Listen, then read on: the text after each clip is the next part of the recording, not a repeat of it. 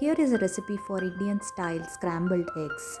Add eggs into a bowl with a pinch of salt and 1 tablespoon of milk if using. I have taken 4 eggs and whisk them well. And in a non-stick pan, heat oil or butter.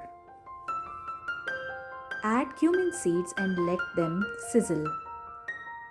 Add onions, green chilies and saute the onions until they are transparent for about 2 to 3 minutes.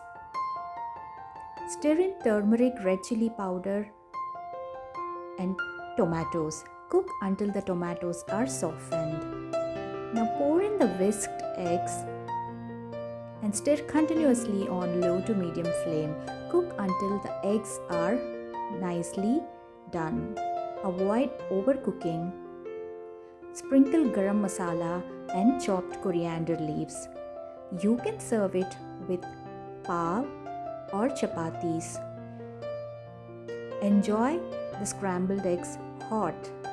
Thanks for watching.